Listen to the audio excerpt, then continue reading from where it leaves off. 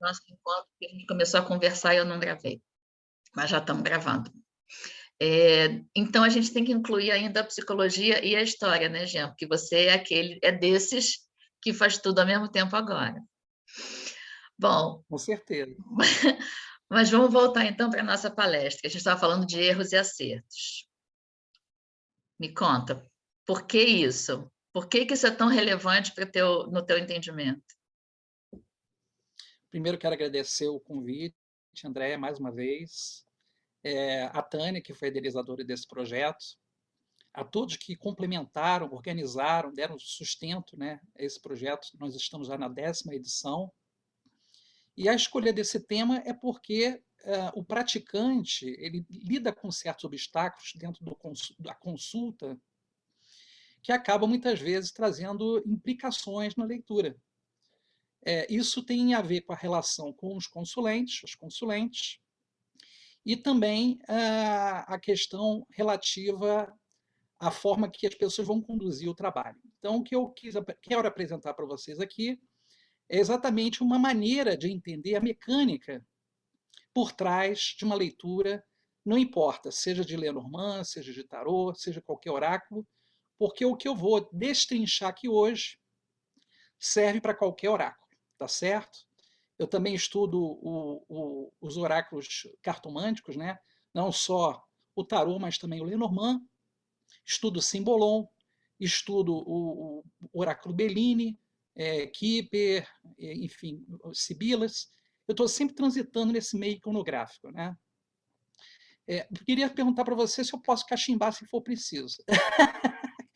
Meus preto velhos trabalham aqui comigo. Ai, meu Deus, tá vendo? É meu crush mesmo, gente.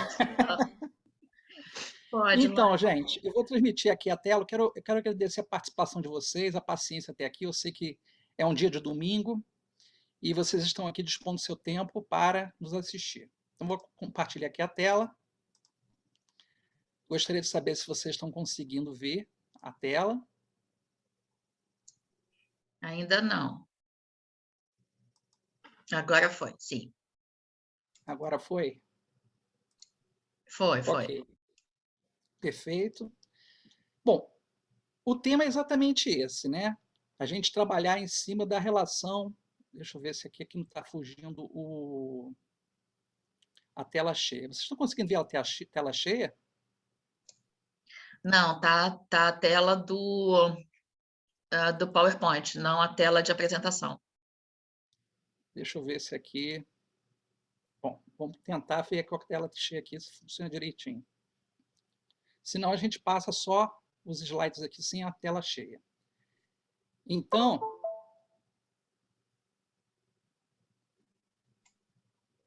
estão conseguindo ver, gente? Não, saiu. Agora dá para ver, mas é a tela do PowerPoint mesmo. Então não tem problema não. Vamos lá. Bom, a primeira coisa aqui que a gente vai perguntar é sobre o respeito. Começa pelo baralho, depois pelo consulente ou pela consulente. Normalmente, as pessoas se perguntam qual é a medida, qual é a forma que a gente deve ter respeito em relação à questão do instrumento da leitura. Para quem adota a questão da espiritualidade como conexão com o trabalho, é lógico que a espiritualidade vem em primeiro lugar.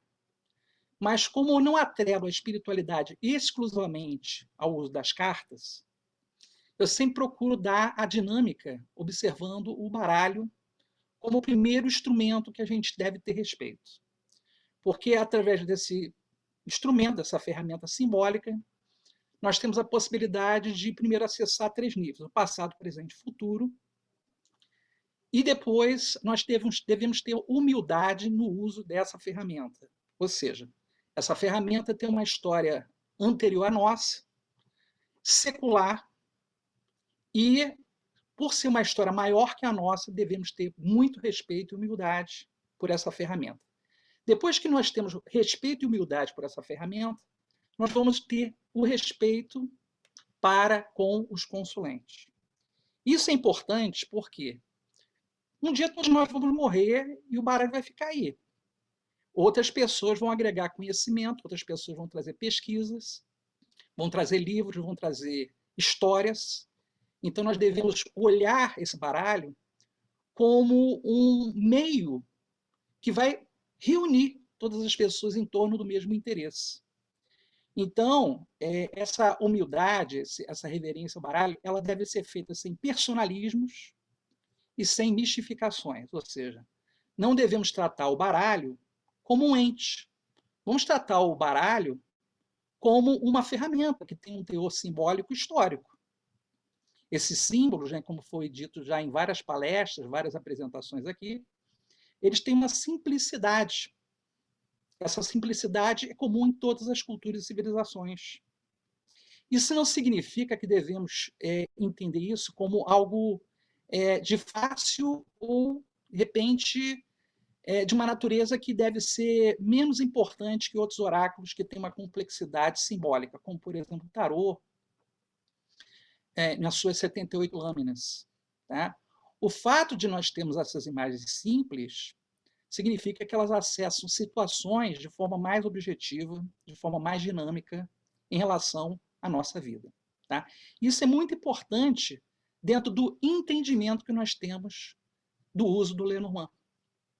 Então, quando nós começamos a ter respeito pelo baralho, nós nos colocamos numa posição de que nós somos instrumentos, veículos para traduzir uma linguagem que tem um caráter simbólico, e essa linguagem, naturalmente, ela vai sendo destrinchada no ponto que a gente vai ampliando a nossa cosmovisão. O que é cosmovisão? É a nossa capacidade de agregar conhecimento em torno de um núcleo, de um assunto qualquer. Então, na proporção que nós vamos vivendo as experiências através de leituras, através dos cursos, das trocas, como estamos fazendo aqui hoje, do intercâmbio, né, em todos os níveis, nós vamos agregando novos significados, nós vamos agregando novas maneiras de olhar em direção ao próprio baralho. Não importa também se ele vai ser chamado de baralho cigano, baralho Lenormand, o importante é o fim a que se destina. As pessoas me perguntam muitas vezes, né, qual é a qualidade de um bom praticante, um bom cartomante. O bom praticante, o bom cartomante é aquele que tem um compromisso com a verdade, sem ser uma pessoa deslumbrada, sem ser uma pessoa que vai, por exemplo, trazer, através da linguagem, da interpretação, um excesso de otimismo, um excesso de pessimismo. E a gente deve entender o que a gente vai trazer para a leitura é aquilo que o consulente está buscando. Muitas vezes, o consulente não tem consciência do que está buscando. Essa pessoa não tem consciência do que quer. Ela está vivendo um processo muito difícil de dor, de sofrimento. E esse processo a mobiliza. Então, as pessoas muitas vezes até não conseguem desenvolver uma forma de perguntar, fazer a pergunta de forma adequada. E o praticante tem que estar atento a isso. Porque se ele faz essa ponte usando o baralho com o consulente ou a consulente, tem que entender que ele tem que acessar essa linguagem do consulente. E uma das formas mais plausíveis de acesso aos consulentes é trabalhar na linguagem dessa pessoa. Então, não adianta a gente tentar impor a nossa linguagem, a gente tem que observar que linguagem que essa pessoa adota. Porque ela precisa alcançar essa interpretação que você dá. Porque senão é como se você estivesse dando uma enciclopédia britânica para uma pessoa que não sabe ler. Então, a pessoa se perde naquilo ali. Né? Ela precisa entender a proposta. E esse é um passo importante. Então, vamos ter respeito, vamos ter consideração por essa ferramenta, vamos tratá-las como um meio para várias conquistas. A gente tem as nossas conquistas financeiras, temos nossas conquistas de conhecimento, nossas conquistas humanas.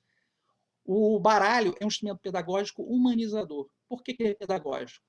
Porque ele nos ensina e ensina as pessoas que nos consultam. A pergunta que normalmente se faz é: a cliente sempre tem razão? A pergunta é: a cliente sempre tem razão? Normalmente a pessoa que nos procura está perdida, ou seja, ela não sabe exatamente que direção vai tomar na própria vida, às vezes veio de um impacto, de uma perda, de um prejuízo qualquer, de uma situação conturbada, de uma dificuldade, e às vezes a pessoa não tem referencial. A pessoa está insegura, ela não sabe exatamente como proceder. Muitas vezes a pessoa que nos procura a primeira vez. Então, essa pessoa ela não sabe exatamente como agir. E nós, como profissionais, nós, como guias, como orientadores, precisamos situar essa pessoa, trazer para ela tranquilidade, trazer para ela conforto, conscientizando-a de que ali nós temos uma conversa onde as próprias cartas servirão de bússola. O terceiro ponto, a angústia. A pessoa está muito angustiada. Ou seja, a pessoa está num nível de sofrimento em relação ao futuro. Muitas vezes a pessoa que está nos procurando, ela está na ânsia de querer saber coisas. Então, essa angústia, né, traz exatamente uma inquietação. A ansiedade, que é, de certa forma, atrelada da angústia, né, que é muito relacionado com a expectativa. A pessoa tem um nível de expectativa alto em relação ao que você vai trazer para ela. Às vezes a pessoa quer e não quer. Ela quer ouvir certas coisas e às vezes em certo momento ela fala, não me fala disso, não me fala daquilo, não fala daquilo outro. Ou seja, muitas vezes essa pessoa ela tem até o temor de ouvir certas coisas. Talvez ela não esteja tão preparada, mas ela está mobilizada por causa da dor. A pessoa está desconfiada. Isso pode ser comum, porque mesmo que a pessoa venha de uma indicação, essa pessoa muitas vezes não sabe o que você vai dizer para ela e quem é você. Ela não tem essa segurança. Tem pessoas que nunca lidaram, nunca entraram em contato com um baralho. E muitas vezes elas têm, de repente, informações picadas que elas ouviram aqui ou ali, ou viram na mídia, leram em algum jornal, e elas constroem, através do imaginário delas, como é que se trabalha. Eu já ouvi falar, por exemplo, já ouvi situações de pessoas que perguntam por que fulano não usa um turbante com uma pedra esmeralda na testa? Por que a pessoa não tem uma bola de cristal na mesa? Por que a pessoa não faz isso ou aquilo? Ou seja, a pessoa constrói, através da sua fantasia imaginária, como é que é a condução de um trabalho oracular. Tem a temerosidade, que é exatamente aquele receio, né, ou aquela questão tipo, o que eu vou enfrentar ao ouvir, né? Então a pessoa às vezes tem um medo, e esse medo faz a pessoa ficar muitas vezes paralisada. Quantas pessoas que vocês já não atenderam, nós já atendemos, que a pessoa entra muda e sai calada. Muitas vezes ela está apenas com medo. Ela não quer dizer que ela está escondendo alguma coisa. Ela está com medo. E esse medo traz uma tendência da pessoa recuar. A pessoa está com dúvida, está duvidosa, né? Ela está cheia de dúvidas, às vezes, por causa dessas dúvidas, ela se atropela, ela pensa numa coisa, já faz ponte com outra. Tem que se tomar muito cuidado com isso, porque, às vezes, numa pergunta você tem duas situações embutidas, né? Exemplo, se eu viajar para tal lugar, eu vou resolver tal coisa. Você tem duas realidades, se você vai viajar ou se você vai resolver tal coisa. Então, essas dúvidas muitas vezes se misturam na mente da pessoa, porque a pessoa está tomada pelas emoções. A pessoa, poucas vezes, ela está num estado consciente, no domínio daquilo que ela está realmente sentindo. Ela está muito mais guiada pelo impulso, pelo instinto, pela necessidade de logo dar vazão à sua dor, à sua dificuldade e resolver o seu problema. A pessoa está receosa, ela fica realmente assim com um pé atrás de falar certas coisas. Tem pessoas que têm dificuldade de falar, por exemplo, das suas questões afetivas, das suas questões sexuais, das suas questões religiosas, dos problemas que vive dentro de casa. E é muito importante, né, conscientizar os consulentes, as pessoas que nos procuram, que nós não somos adivinhos. Nós vamos trazer para essas pessoas uma luz que já está dentro delas. Eu sempre digo, a resposta que as cartas traduz, né, através das nossas interpretações, já estão dentro das pessoas. As cartas servem de gancho, de ponte para que essas respostas venham à tona. Tome a consciência, né, do próprio consulente, da consulente.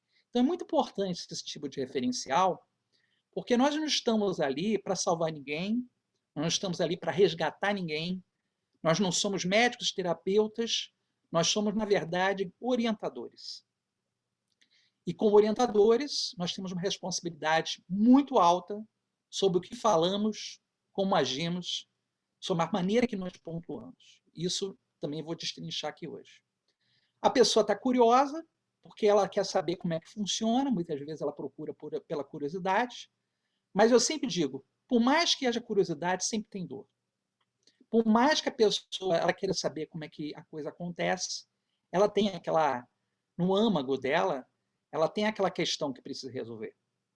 Então, por mais que tenha esse impulso da curiosidade, a pessoa ela quer, de certa forma, dar um sentido, um propósito à sua própria vida. E a pessoa, às vezes, está incrédula. A pessoa que nos procura, ela não tem credibilidade naquilo que você faz ou que fala, mas ouviu falar sobre o teu trabalho, recebeu elogios, e ela se pergunta, por que não? Vamos ver qual é. Como é que esse trabalho funciona? Se isso aí é fidedigno. São pessoas chamadas São Tomé, que tem que ver para crer. Aí a pergunta que eu faço, onde entra a razão do consulente nesses casos? A pessoa nos cunha uma responsabilidade maior do que somos capazes, muitas vezes, de arcar. O fato de nós sermos leitores e intérpretes das cartas não significa que nós temos um papel de tirar a pessoa daquela dor. Quem tira a pessoa da própria dor é ela mesma. Nós apenas vamos ajudar a pessoa a compreender como ela vai fazer isso. E nós temos que estar preparados para isso. Porque apresentar o futuro, simplesmente jogar no colo da pessoa o futuro, sem a pessoa ter habilidade, consciência, as faculdades, né, do domínio da situação, é como você estivesse dizendo para a pessoa, olha, você precisa fazer esse projeto arquitetônico, mas a pessoa nunca estudou arquitetura. Né? Então, não adianta você dizer o futuro se você não der o referencial. E esse referencial tem que ser construído a partir do que a pessoa também possibilita para você saber um pouco dela. Né? Isso significa que não é como uma anamnese, que você tem que fazer uma entrevista com a pessoa. Tem pessoas que fazem uma pequena anamnese. Né? Tem outras que preferem que não. Deixa eu fazer a leitura aqui no e crua, eu vou falando, você vai dizendo, vai confirmando, vai dizendo se faz sentido, tudo mais. É assim que a coisa funciona. Então, a razão do consulente, ela termina exatamente no momento que está na dor. O consulente sempre tem razão? O consulente não está na razão dele. Muitas vezes não está. Porque ele está perturbado. Ele está tão emaranhado com as questões íntimas que ele não tem razão.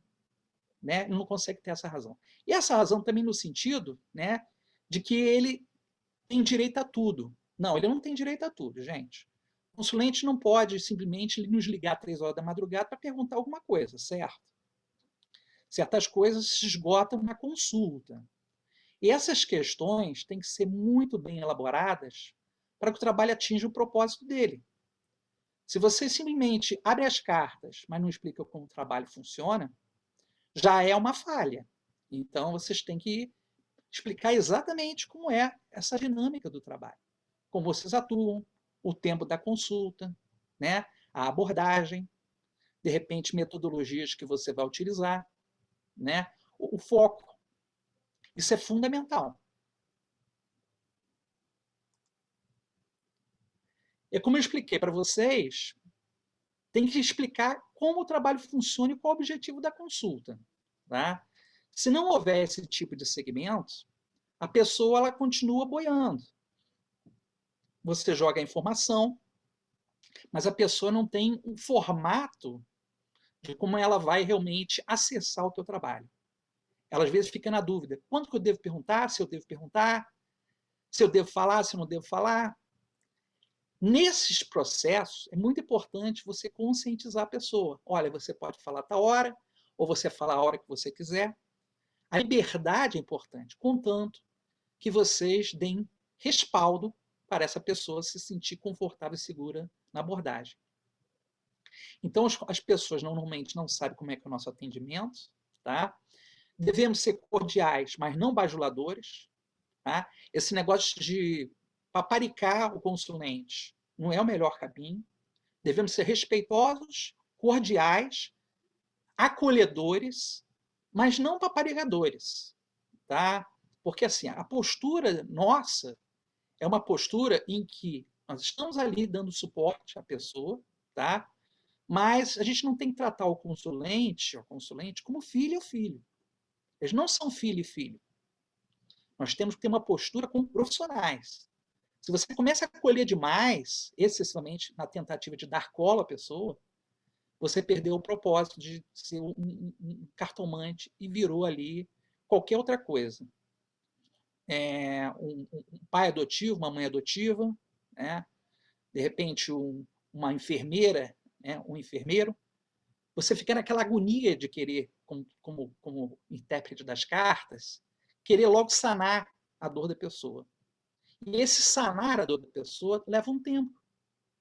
Tudo leva um tempo. Se você quiser matar os problemas da pessoa numa só consulta, às vezes, é o ler do engano, porque às vezes tem uma complexidade de uma história que não termina em uma consulta.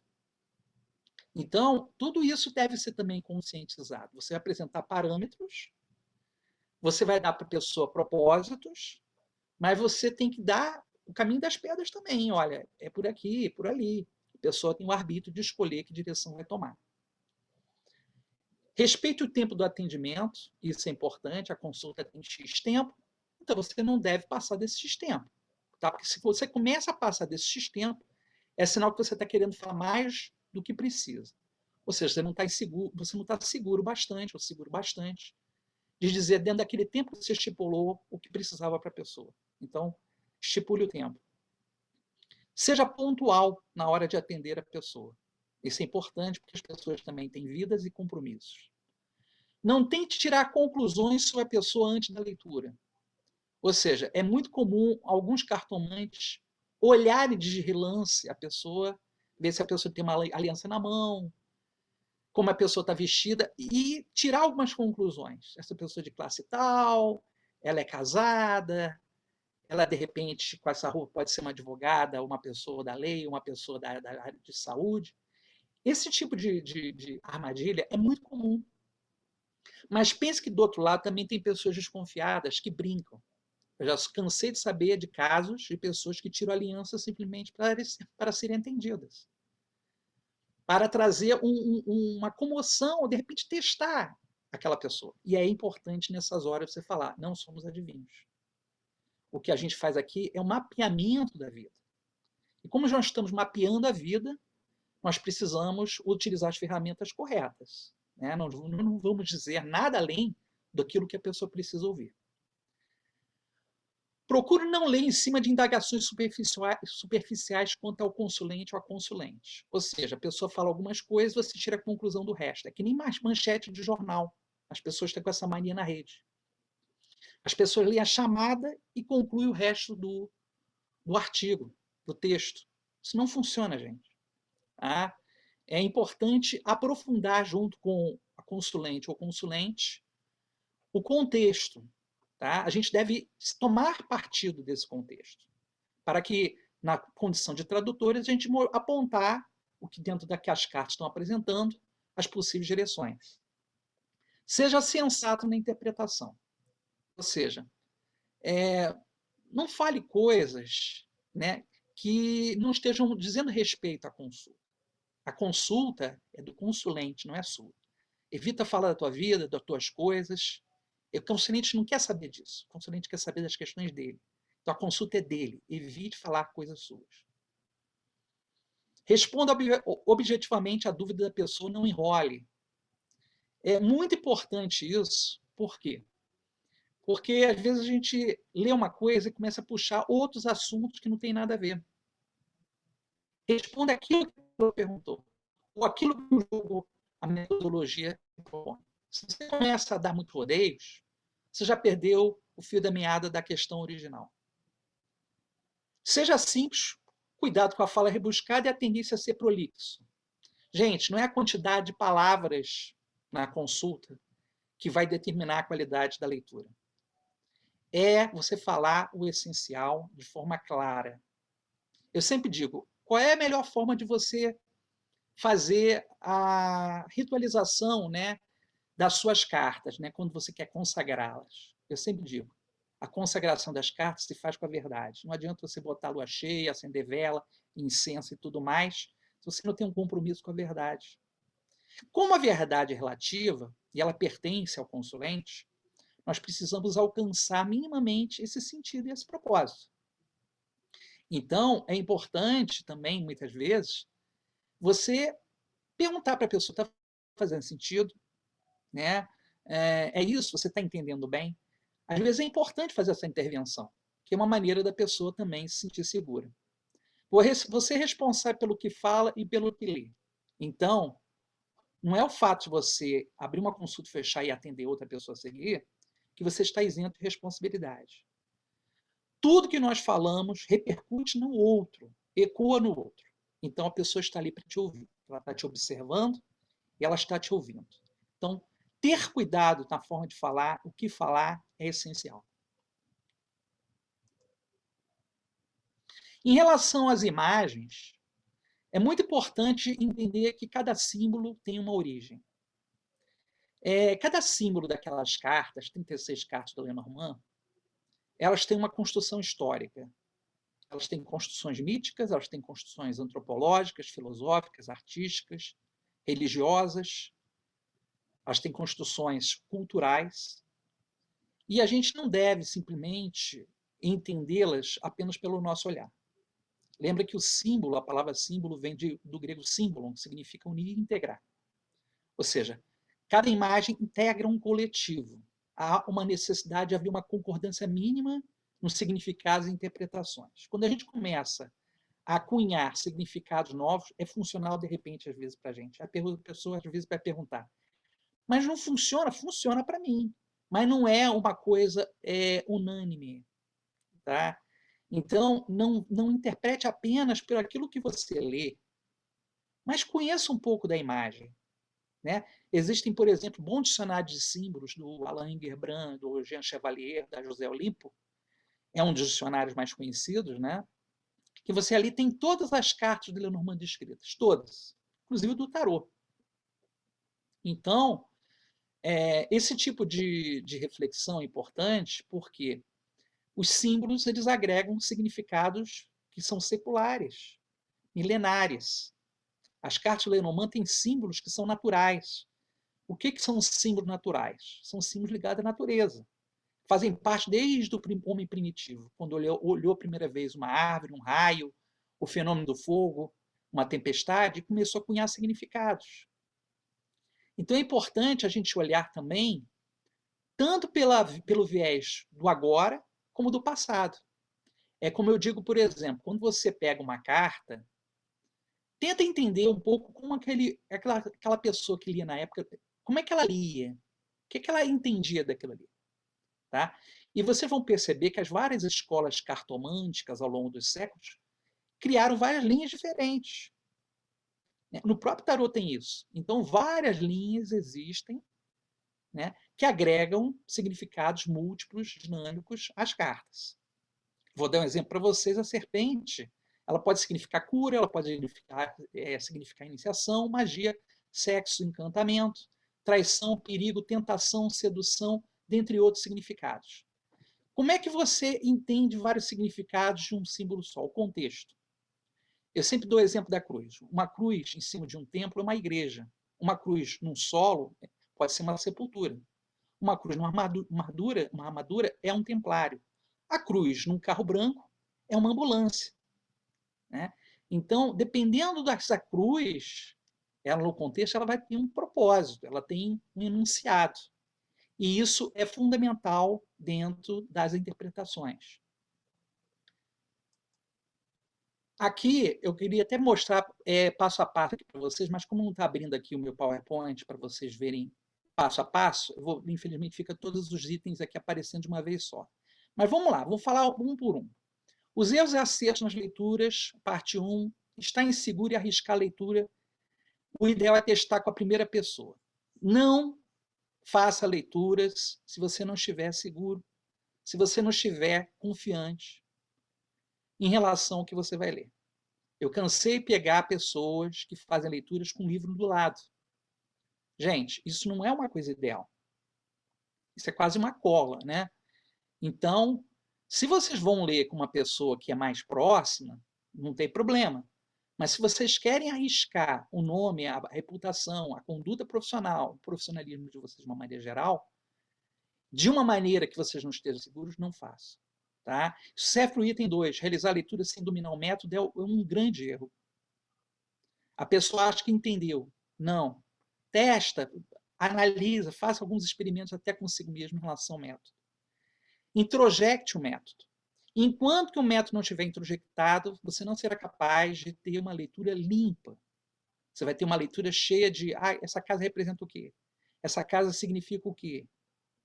Isso não ajuda na questão da condução da leitura, porque a leitura ela desliza em duas pistas. A pista que é técnica, o conhecimento que você tem das cartas, e a pista intuitiva. Quando você fica preocupado demais o que a parte técnica apresenta, o intuitivo não consegue ter acesso.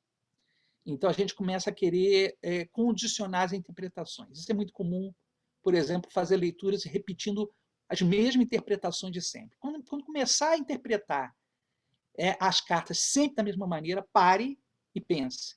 É isso mesmo? Ou será que eu não estou viciado nessa interpretação?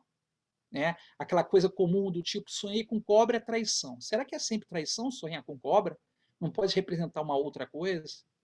Sonhei com fezes é dinheiro, sonhei com sapato é morte.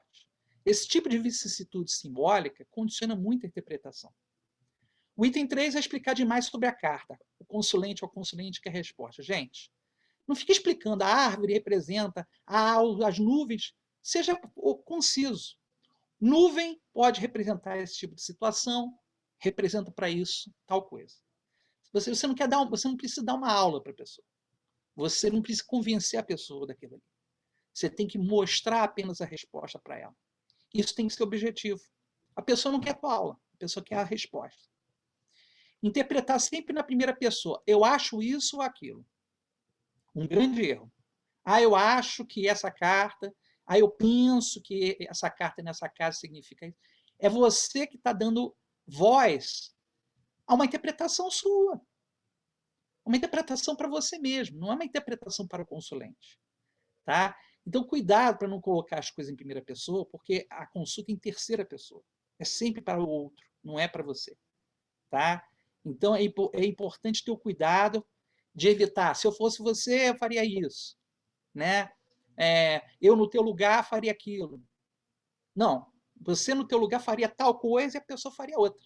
Porque cada um é cada um. Então, não tente impor um tipo de comportamento que, na verdade, é seu. Né? Induzir a pessoa a agir como você. Isso não é legal. Realizar leituras para pessoas muito íntimas sempre chama atenção sobre isso. Se você tiver uma implicação afetiva, emocional, muito próxima com a pessoa, evita. Tá? Pessoas da família, pessoas que você tem uma ligação muito profunda, evita. Tá? Porque você acaba, muitas vezes, com amizade ou como laço afetivo, querendo dar aquilo ali que a pessoa precisa, e não que as cartas estão mostrando. Ler para si quando envolvida ou envolvido emocionalmente com a questão. Se você lê e você está num BO na tua vida e você começa a querer ler para si, isso pode significar que você não vai ter condições de ter discernimento. Quanto mais isento você tiver, menos envolvido com a questão, mais fácil você vai ter para ver a questão. Se essa questão ela te fisga, te mobiliza, te traz um certo tipo de insegurança, angústia, aí realmente tem que se analisar. Acreditar que já sabe o bastante, somos aprendizes para sempre. Nunca sabemos o suficiente. Vamos fazer 20, 30, 40 mesas redondas de cartas ciganas e a gente nunca vai saber o suficiente. Então, saber nunca é demais, estamos sempre aprendendo, mas nunca sabemos o suficiente. Tá? Até porque a vida de cada pessoa como diria um amigo meu, merece um Oscar, né? A vida de cada um merece um Oscar. Então, nós não sabemos as surpresas que a vida da outra pessoa nos reserva na leitura. Então, nós temos que tomar um cuidado para não acharmos que nós temos total domínio sobre essa realidade. Se oferecer algo além da leitura, certifique se a pessoa quer. Isso é muito importante. Você vai oferecer o que para a pessoa? Um banho? Você vai oferecer para a pessoa um reiki? Você vai oferecer para a pessoa, sei lá, uma meditação, uma oração? Pergunta se a pessoa quer. Se a pessoa ela está disponível, se a pessoa aceita. Às vezes, a pessoa tem uma crença ou tem uma maneira de pensar diferente da tua. É importante perguntar. E às vezes isso pode atrapalhar. Simplifique sua área de atendimento. Coisas demais distraem. Não torne a sua mesa de trabalho um carro alegórico. As pessoas precisam ver você e as cartas. Você botar coisa demais na mesa, parece até um ebó, um despacho. Então não faça da tua mesa um despacho. Ah, eu tenho um altar, tenho meus ciganos, eu tenho isso. Beleza, não tem problema nenhum. Mas simplifique. A leitura ela tem que ser visual do consulente para as cartas, do consulente para você e você para o consulente. E você com as cartas, naturalmente. Então, evita colocar muita coisa no entorno que pode distrair a pessoa. A pessoa já está perturbada, ainda bota um carro alegórico ali para desfile da leitura, complica. A resposta precisa fazer sentido, ninguém interpreta igual. Não ache que o fulano interpretou diferente de você, você é melhor ou pior que ele. Cada um tem uma maneira de acessar os símbolos. Porém, dentro desse contexto, é para o consulente que tem que fazer sentido, não para você. Às vezes você está falando uma coisa que você nem sabe o que está falando, mas para o consulente faz sentido. Então, nós somos a voz das cartas. Nós somos os intérpretes dessas cartas. É no ouvido dessa pessoa que tem que tocar a mensagem, não no nosso. A consulta não é para nós. Perguntas não objetivas, respostas duvidosas. Se a pessoa chega com uma pergunta que não sabe, essa pergunta ela não tem um propósito claro, não está bem construída, é a hora de você, como cartomante, de ajudar essa pessoa a elaborar a pergunta. Vem cá, você não acha que a gente deve perguntar tal coisa assim, assim, assado? Dessa maneira? Sugira. Ajude a pessoa. Eduque a pessoa na construção. E sempre fale para a pessoa, perguntas, questões levianas não levam a nada. A pessoa começa a perguntar de fulano, beltrano, ciclano, não tem nada a ver com o contexto, fala, para que você quer saber disso? Isso agrega à tua vida? Isso tem a ver diretamente com aquilo que você precisa saber? É muito importante. Às vezes o não é muito mais educativo que um sim. Nem todos os métodos são adequados. Não ache que você sempre vai usar os métodos e vai funcionar para as pessoas igual. Tem pessoas, por exemplo, que não funcionam bem com mesa real, gente. Não funciona. Não funciona. Você tem que trabalhar com métodos objetivos para aquela questão. Às vezes a pessoa não quer a narrativa inteira, ela quer uma coisa. Ah, mas Giama, tem os contextos em torno dessa questão. Beleza, então abra esse método e tire esse contexto. Mas não conte uma história muito longa se a pessoa não quer. Você tem que perguntar o que você está buscando, o que você quer, por que você me procurou. Ah, mas a pessoa não quer falar. Beleza, então deixe o método da mesa real livre. Mas não imponha, perceba o tom que a pessoa está buscando essas questões. Os métodos é como uma forma de um bolo. Se você não souber como preparar, ele desanda, ele sai solado. Então é muito importante saber usar o método certo. A espiritualidade age em concordância com os consulentes. Parem, por favor, de achar que o anjo guarda, o orixá, o cigano vai quebrar o galho do consulente. Não quebra, gente. Quem quebra o galho do consulente é ele mesmo. Se ele não fizer a parte dele, é que nem um paciente no doutor. O doutor fala, você tem tal coisa, a medicação é essa, o tratamento é esse. Se a pessoa não quiser fazer, não é problema mais do médico, daquele problema daquele medicamento ou qualquer coisa assim. Você está oferecendo as ferramentas de recurso. A pessoa tem arbítrio de decidir o que vai fazer com isso. Então, a espiritualidade age na proporção que a pessoa age. A espiritualidade age paralelamente ao consulente. Ela ajuda na proporção que a pessoa se ajuda. E o próprio leitor tem esse apoio, esse respaldo, pelo respeito e pela sintonia que ele tem com essa espiritualidade. Tá? Leituras, quando não estamos bem, fazem mal. Você vai ler quando está deprimido, quando está angustiado, teve uma notícia ruim, vai ler, vai dar ruim.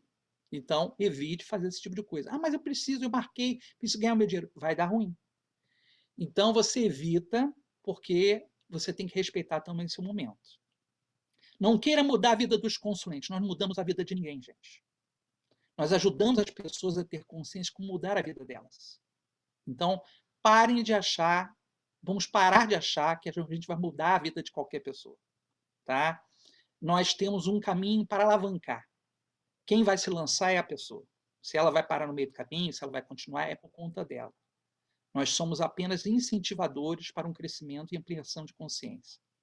Não seja otimista nem pessimista, seja realista. Isso é fundamental.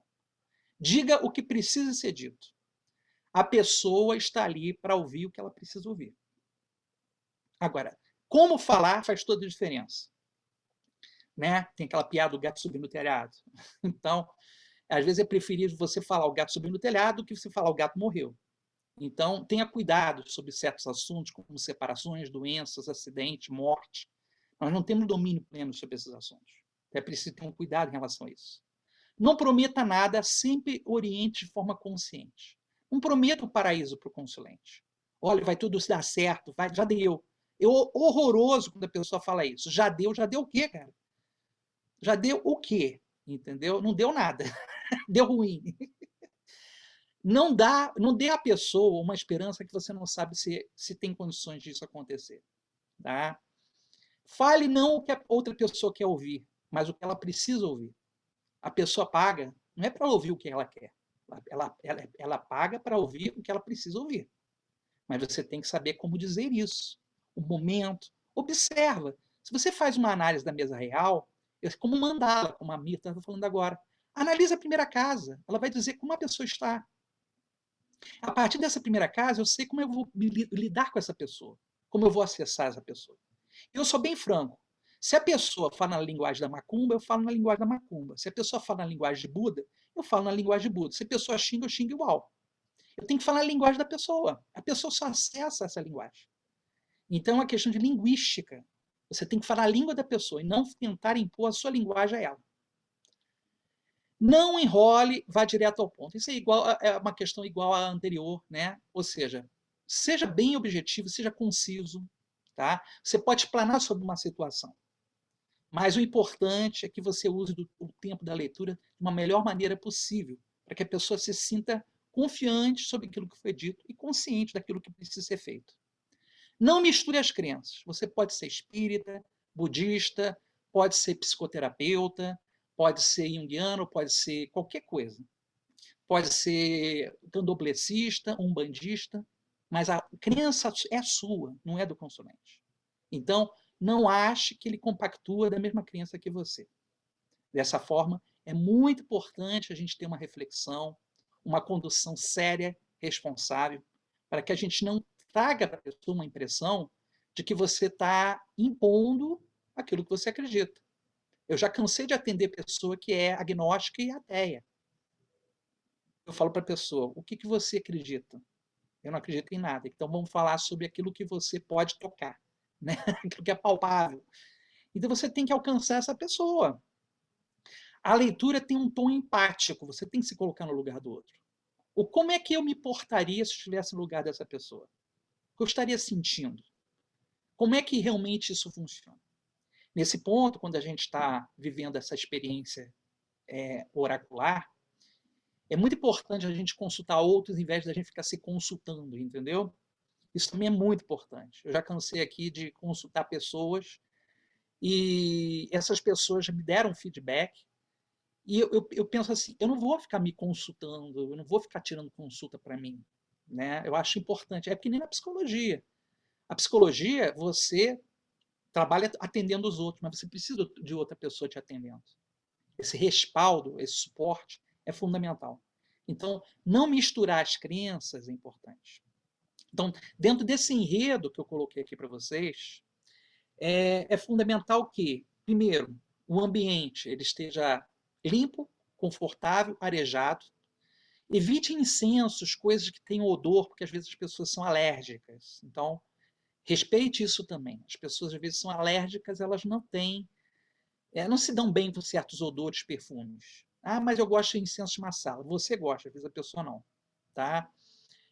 Explique o ambiente. Ah, mas eu gosto de coisa indiana, coisa cristais, pedras. Não tem problema. Você explica, olha, esse aqui é o ambiente de meu trabalho, isso aqui são as minhas âncoras, tá? É a maneira que eu trabalho. Então, você tem que posicionar a pessoa em relação a isso. Tá? E explicar, muitas vezes, por que você tem essas seguranças, por que você tem esse ferramental ali dentro do ambiente. Tem pessoas que usam símbolo de reiki, tem outros que usam copo d'água, velas, né? Eu sempre digo, até um perigo enorme pessoa que trabalha com vela e incenso na mesa com carta. Não dá muito certo, tá, gente? Queima baralho, suja, tá? Isso é muito importante. Eu também acho muito legal a pessoa que vai ser atendida por você, inclusive você, na hora de fazer a leitura, você lavar as mãos de um ato de limpeza, um ato de pureza de intenção. Lave as mãos. O baralho está ali para ser utilizado. Às vezes a pessoa vem com a mão suada, vem com a mão suja da rua, aí faz aquela mistura de suor com sujeira, a carta fica cheia de pigmentações, aqueles pontinhos, né, sujos na carta, para tirar depois um horror. Tem pessoas que fazem coisas erradas, por exemplo, bota talco nas cartas, depois vem aquela lambança com o suor das mãos. Gente, tem maneiras de você limpar as cartas, entendeu? Então, eu não me preocupo muito, as pessoas às vezes perguntam, Jean, o corte X, a maneira X, eu te corto em três, eu corto com a mão direita, com a mão esquerda, não importa. Isso não vai determinar a consulta. Vai determinar a consulta, é o domínio que você tem do conteúdo, a forma que você conduz o trabalho com seriedade e a maneira objetiva, a forma concisa de você alcançar essa pessoa que está do outro lado, que muitas vezes está no momento de muita apreensão, de muita angústia, né? Com todos aqueles aspectos que eu coloquei ali para vocês. Tá?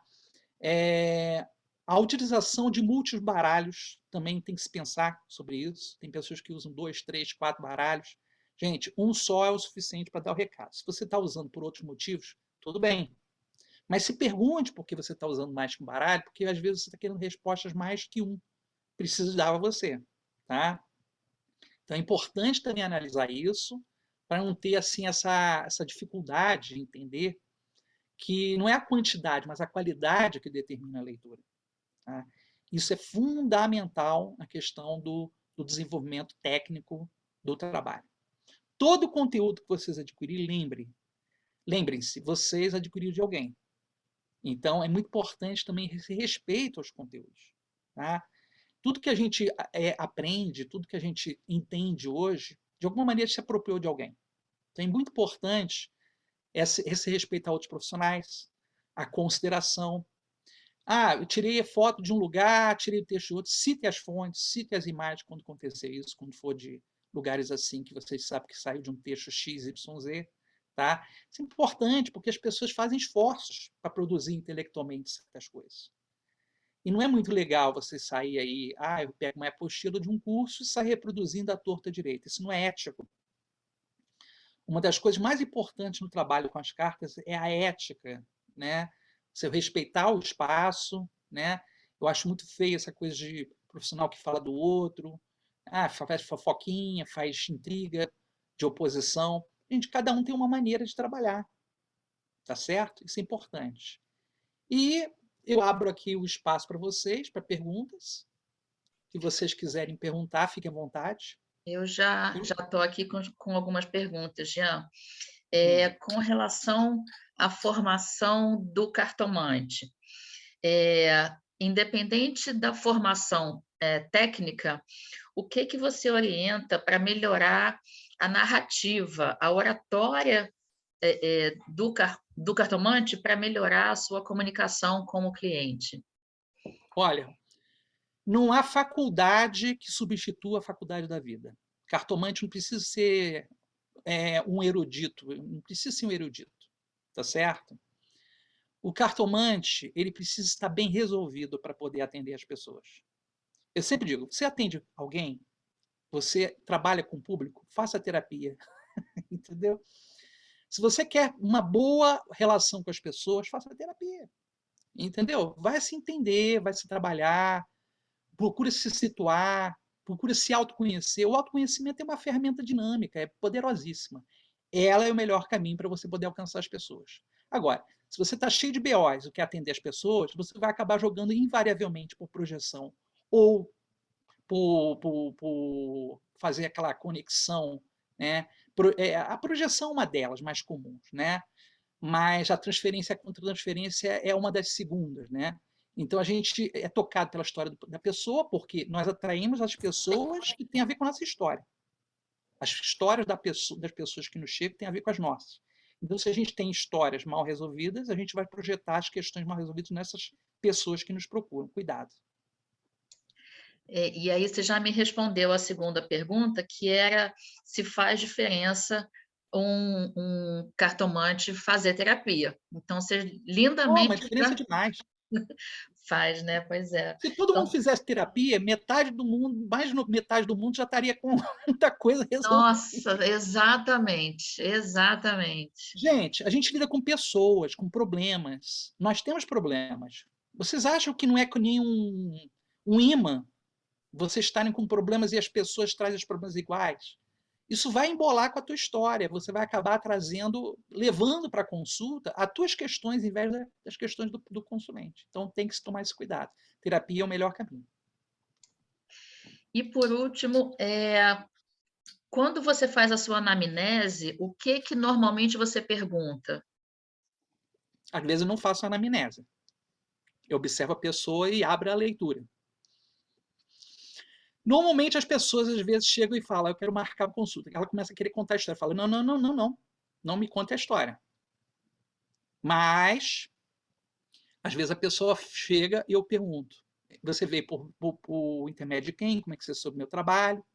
Ah, eu soube através de fulano, eu veio através do site, eu soube através de uma matéria. E você me procurou por causa de quê? Ah, eu quero saber de certos assuntos, profissional, afetivo e tal, beleza. Você não precisa saber de muito, tá certo? Agora, na proporção que você vai lendo, você vai confirmando com a pessoa. É importante essa confirmação para que haja um respaldo, uma segurança em relação tanto à pessoa que lê quanto à pessoa que está ouvindo. Tá? E essa é uma maneira respeitosa também para com o outro. Então, toda consulta ela tem que ser validada pela maneira que a gente vai dizer as coisas. Né? Lembre-se apenas que não devemos apenas jogar o futuro no colo de ninguém. Tá? Você tem que fazer com que a pessoa elabore e dê significado a esse futuro. Tá? Porque o futuro ele muda. Então, tem que se conscientizar a pessoa dos atos e decisões que ela tomar, porque muda esse futuro. Tá certo? Isso é fundamental. Jean, eu vou te agradeço imensamente pela tua participação. Dentro do chat, muita concordância, o pessoal sempre dizendo que é isso, que perfeito, você sempre com um brilhantismo passando seu conhecimento para a gente. Então, te agradeço mais uma vez por você ter participado. Vou pedir para você falar o nosso númerozinho de sorteio antes da gente passar adiante. Você sorteia, Jean, uma participação, uma vaga no curso de leitura de mãos que a Andréa Bafa vai dar, olha que responsabilidade, que a Andréa Bafa vai dar ano que vem, ainda sem data definida, mas ok. E eu gosto de sempre dar uma vaga do curso. Então, por favor, me diz um número. E tem uma consulta também de 1 hora para uma pessoa entre da segunda dezena de janeiro até o início de fevereiro, uma consulta de 1 hora comigo. Então me diz, por favor, 2 números. Primeiro sorteio a vaga no curso, segundo sorteio a consulta. Tá. 47. Então, temos 47. Washington Monteiro Neto, do Grupo Oraculistas, ganha a vaga no curso. E E outro 17. número, por favor. 17. 17. Pá, pá, pá. 17 já saiu. Tá. 21. 21 também. 26. 26, Rodrigo Ribeiro. Perfeito. Ok. Depois o Rodrigo entra em contato com esse número aqui, ou e-mail, para poder combinar comigo. Perfeito. Ok, então vou Gente, pedir muito para você parar de obrigado. compartilhar a tua tela para eu abrir o vídeo e a gente tirar uma fotinha todo mundo. Deixa eu ver se eu saio daqui, peraí.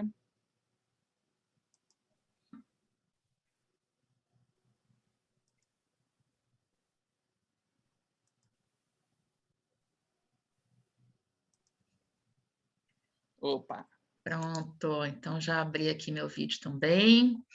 E aí vamos tirar uma fotinha todo mundo sorrindo, vamos lá. Sorrisão. Foi, obrigada. obrigado, gente. Carinho para Obrigada, você. Jean. Obrigada.